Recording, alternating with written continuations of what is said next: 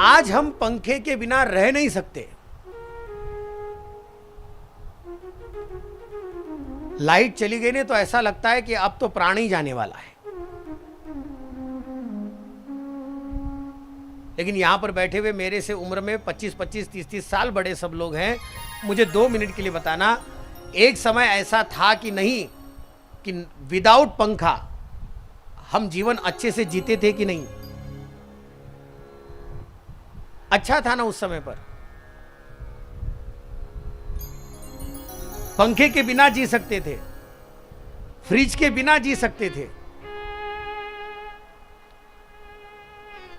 मटके का पानी इतना सुंदर था, लेकिन आदत लग गई क्यान की। नहीं तो मटका कितना सुंदर था। आईच्या हातच्या शेवड्या चांगल्या होत्या, पण सवय लागली नूडल्सची।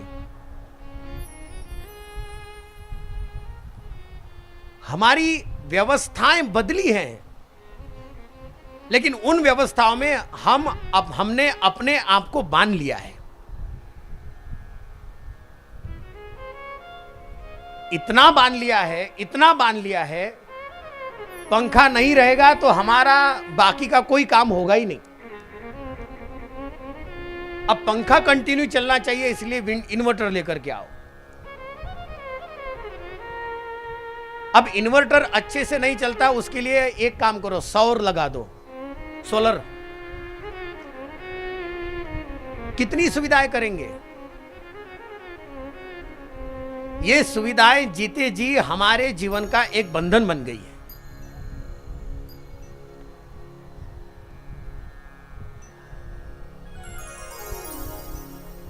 कितनी सुविधाएं, इन सारी सुविधाओं को लेकर के हमने अपने मन को इस प्रकार की आदत बना ली है कि उसके सिवा हमारा कुछ हो ही नहीं सकता। भगवान कपिल नारायण कहने लगे, मां, मन के द्वारा मन ने ही अपने शरीर को इस प्रकार के बंधन में डाल दिया। परिणाम यह हुआ कि इसी बंधन की वजह से हमें न मुक्ति मिल रही है, न भगवान के भजन का आनंद आ रहा है।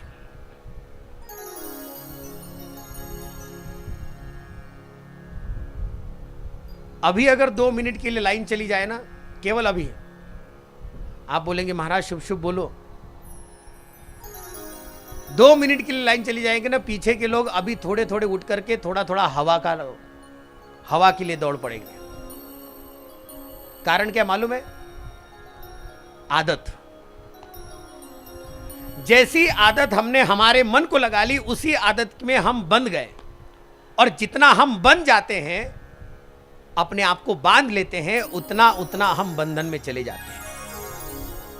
ऐसे बंधनों में जाना ही अपने आप में जीव की दशा है। लेकिन 2 मिनट के लिए थोड़ा सा संतों की कुटिया में चलना, महात्माओं की कुटियाओं में चलना। उन कुटियों में कोई एसी वगैरह नहीं होता।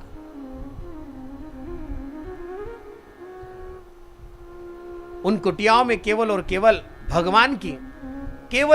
भगवान का भजन करने की व्यवस्था होती है, मन की अवस्था होती है, बाकी कोई व्यवस्था नहीं होती है। इन सारी अवस्थाओं को जानोगे तो इसका अर्थ ही केवल इतना है, मन के द्वारा ही हम बंधन में आते हैं और मन के द्वारा ही हम स्वयं मुक्ति पाते हैं।